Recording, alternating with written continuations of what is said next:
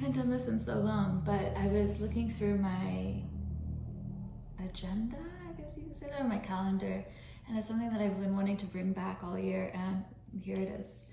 I was calling it, I guess a couple years ago, I was calling it book club. We can call it that. I read a lot, and I don't talk about it because it sounds a little eclectic, but anyway, okay, this is what I've been really into for the last couple of days. This book, The Hidden Spring, I take all the jackets off, but it's a really nice book jacket.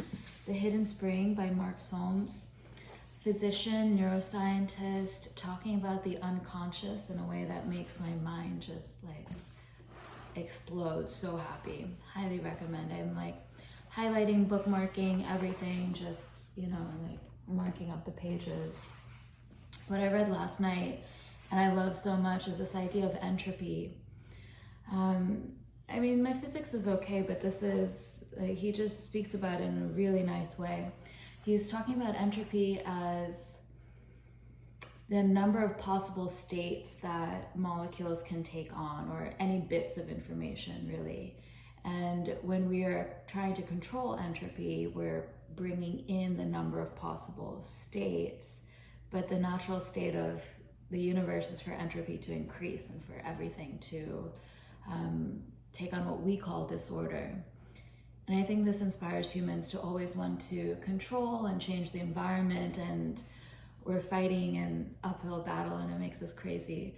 But I do like this idea of a certain, maybe even infinite number of possible states molecularly that give rise to a few observable states. We can say that behaviorally. I think about this in terms of lifestyle. For example, you can, we'll talk about yoga, you can show up to your yoga mat every single day at the same time, same place, do Ashtanga, same practice, be hardcore, hit all your marks. But there are a million ways to actually do that, right? It's so easy to be this type A controlling personality that, you know, I've been there and it just doesn't feel good. And how to arrive at the state of not control, but freedom, and to give rise to the behaviors that we would call high performance or very effective. That's something that I've been noodling around with and enjoying. Okay, so then fiction, and then we'll go to physics. I've been reading Saul Bellow. I bought these books years ago. I bought like 3 of his books back to back. He got a Nobel Prize.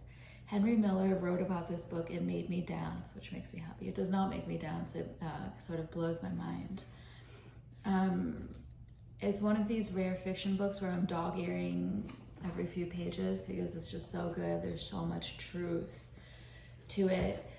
I was thinking it's kind of like if a Miyazaki film were like really gritty, emotionally intense, powerful, almost agonizing on the inside, and because it has this like dreaminess to it in this book. It has this dreaminess and adventure, but also real heart-rending realizations and these statements of truth that come naturally, sort of like Rushdie does. But I think Saul Bellow, Saul for on first name terms, he does it higher density. So I read just a few pages at a time, or if I read a lot, I feel overwhelmed. But if I read a few pages at a time, it's very satisfying, which is so rare for fiction. Highly recommend. This book I bought on my birthday in 2019 and just got around to it.